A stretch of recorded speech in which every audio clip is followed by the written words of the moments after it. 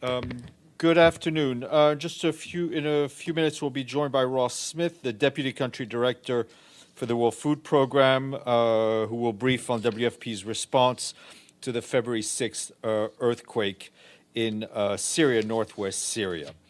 The Secretary General is about to wrap up his day visit to Geneva. A few hours ago, he spoke at the high-level pledging conference for the humanitarian crisis in Yemen.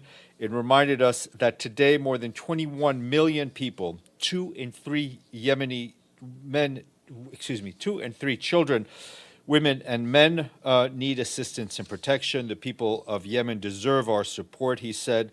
But more than that, they deserve a credible path out of perpetual conflict and a chance to rebuild their communities and country. He called for generosity for the Yemeni people to be matched by our own solidarity with them.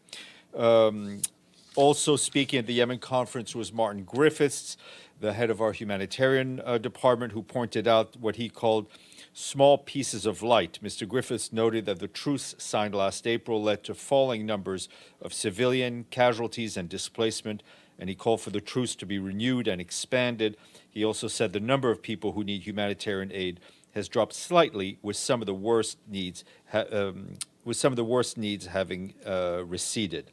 Mr. Griffiths said this demonstrates very clearly a very positive and constructive way that in Yemen, as in other chronic crises around the world, progress is possible.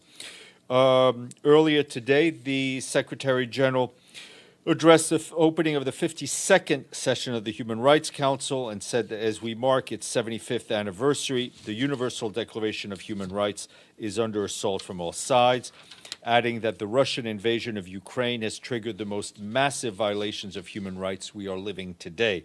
Turning to climate, he said that legal challenges against climate-wrecking corporations are an important step forward. Fossil fuel producers and their financiers must understand one simple truth, that pursuing mega profits when so many people are losing their lives right now and in the future is totally unacceptable. His remarks were shared with you. The Deputy Secretary General Amina Mohammed arrived in the capital Niger, Niamey, today to attend tomorrow's opening of the 9th Africa Regional Forum on Sustainable Development, which is organized jointly by the UN Economic Commission for Africa and the government of Niger. During her 3-day visit, Ms. Mohammed is expected to meet with President Mohamed Bazoum of Niger and other senior officials from the government. Additionally, as the chair of the Africa Regional Coordination Platform, she will engage with regional directors of UN entities across the system in Africa to continue to seek pathways to strengthen and deliver results at the regional level.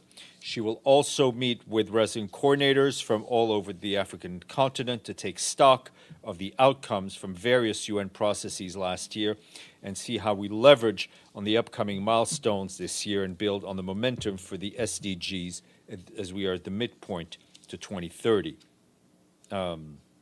As part of her ongoing UN country team collaborative support to a core focus of the government of Niger, Ms. Mohammed will also visit a primary school in the capital to meet with government officials and partners on stepping up efforts to achieve the government's vision on education. She will hear firsthand from the school children how a joint effort has improved their learning environment and introduced digital technology, which will transform learning. The Special Representative for Libya, Abdoulaye Bathily, briefed the Security Council this morning, told council members that Libyans are impatient and question the will and desire of political actors to hold inclusive and transparent elections in 2023. Mr. Bathily said the Libya's political class is going through major legitimacy crisis. One could say that most institutions lost their legitimacy years ago. Solving this legitimacy crisis should therefore be a priority for all political actors willing to challenge the status quo. He said that he decided to launch an initiative aimed at enabling the organization and holding of presidential and legislative elections in 2023. His remarks were shared with you. I was asked about the Secretary General's reaction to the situation in the West Bank over the last few days, and I can tell you that the Secretary General echoes the statement issued this morning by Special Coordinator Tor Vennesland. He reiterates he is gravely concerned by the escalating violence in the occupied West Bank. He strongly condemns the acts of terrorism and violence in Huwara and calls for all perpetrators to be held to account. There can be no justification for terrorism nor for arson and acts of revenge against civilians. Security forces have the responsibility to maintain security and prevent individuals from taking the law into their own hands. He underscores that violence, provocations, incitement must stop immediately. The Secretary General urges all sides to take action to de-escalate the situation and to refrain from steps that could further inflame an already volatile situation.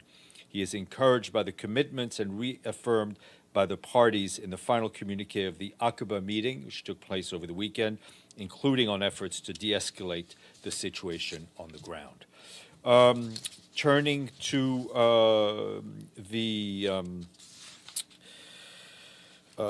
earthquake, I will mention just a couple of things on Turkey, as we have a guest who will talk about Syria. And just in terms of Turkey, the $1 billion flash appeal for the country is currently 7% funded at nearly $73 million.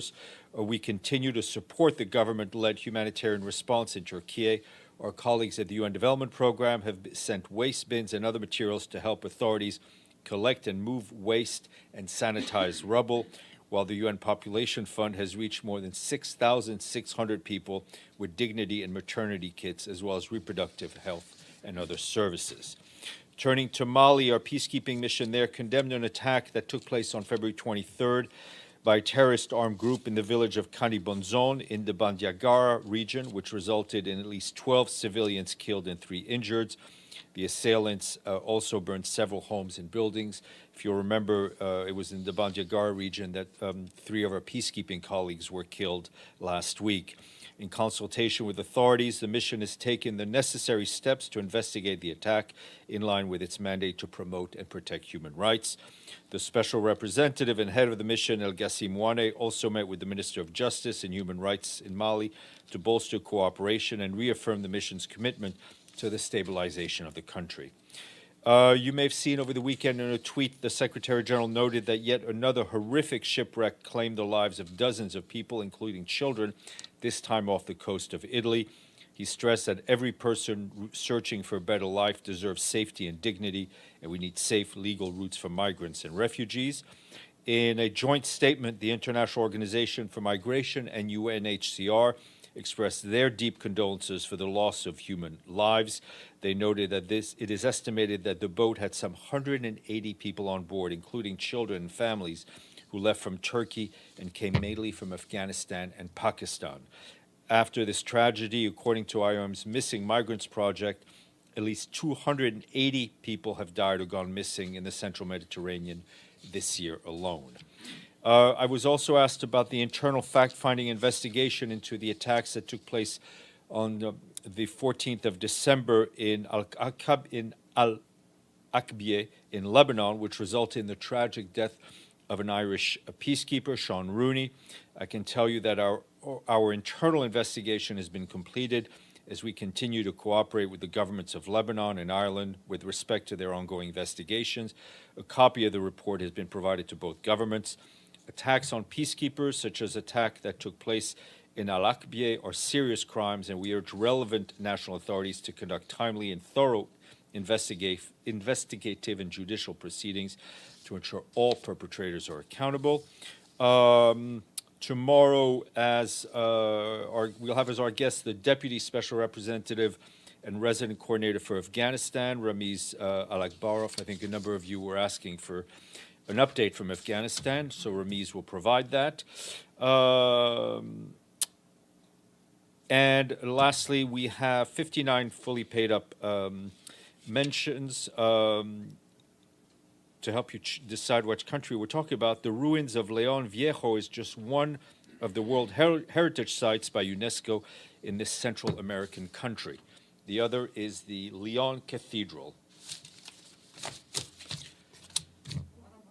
Nicaragua, but I could tell Abdelhamid maybe was going to guess, but otherwise I'll let you have a question.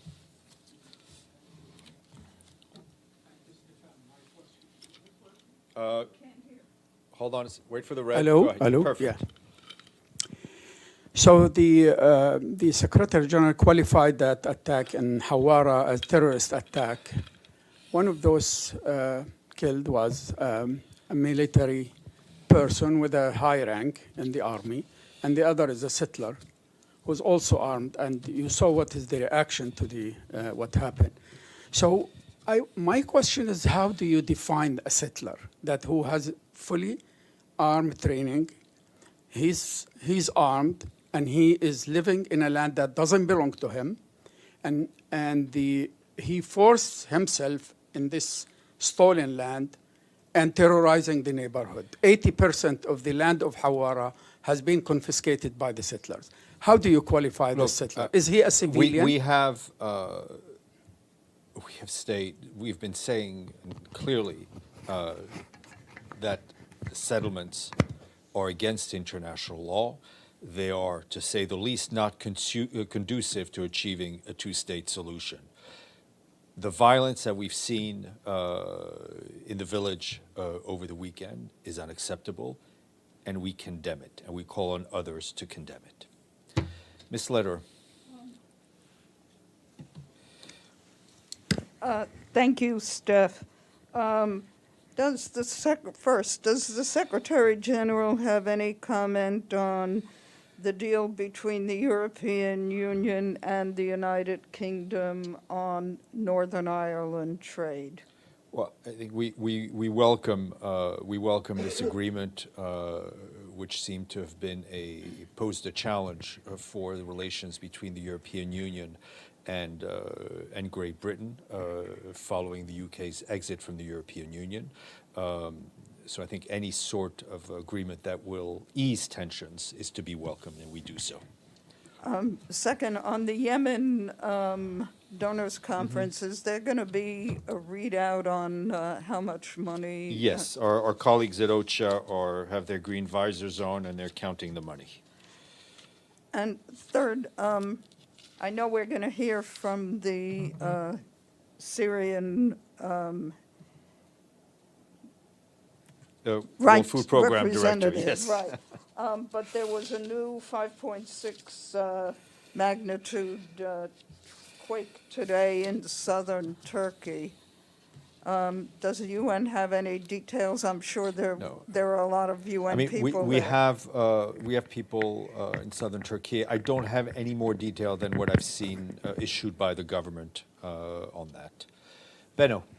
Thank you, Steph. On the 18th of March, the Black Sea Grain Initiative, I think, is expiring.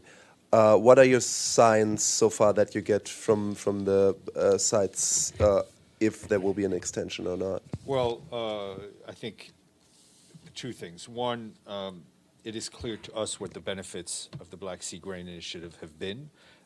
We hope it continues. We also continue our efforts to facilitate the trade in Russian fertilizer and Russian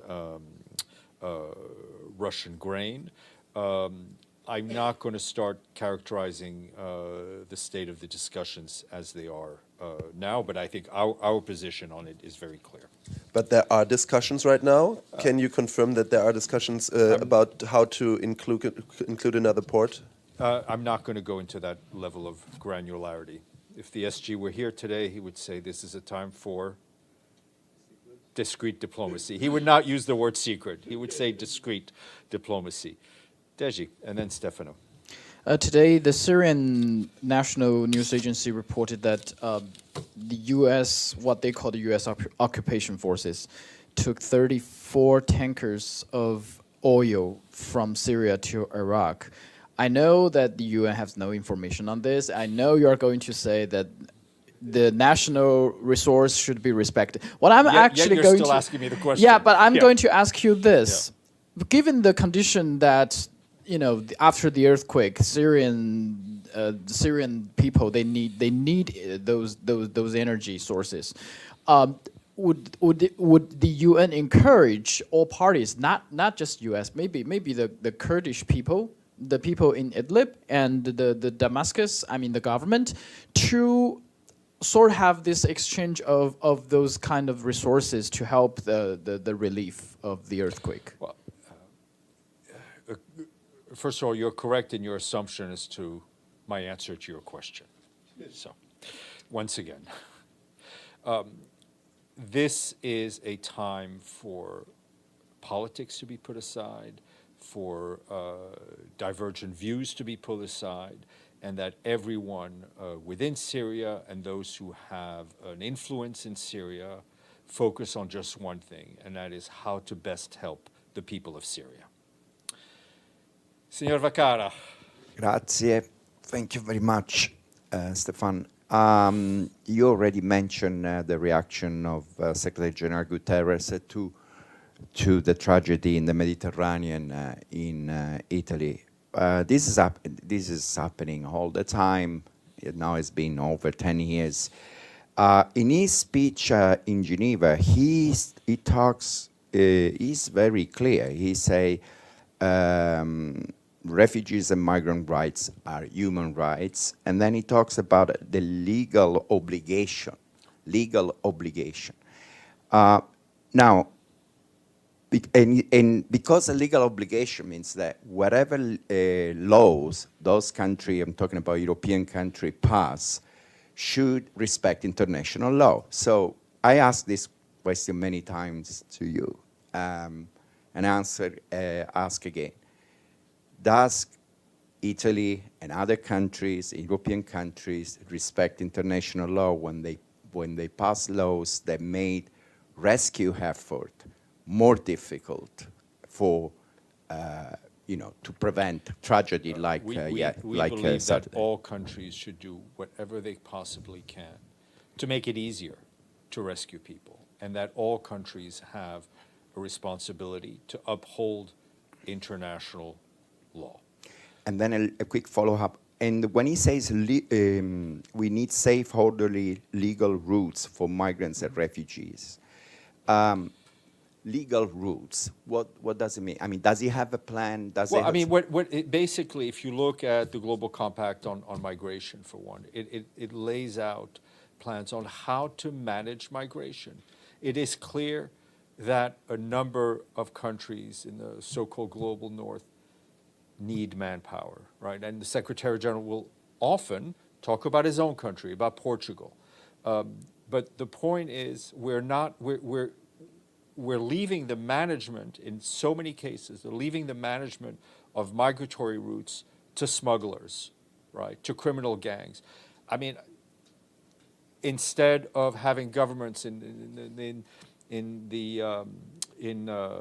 countries of origin, countries of transit, countries of destination, actually come to agreements, right? Because there are programs where people can get visas and they can go work. The issue of social security, of whether or not it's transport. There are all these issues that need to be dealt with, but they should be dealt with so that people's dignity are respected. I mean, I read over the weekend a tremendous article in the New York Times about child labor in this country, about migrants, 13, 14, 15-year-old migrants.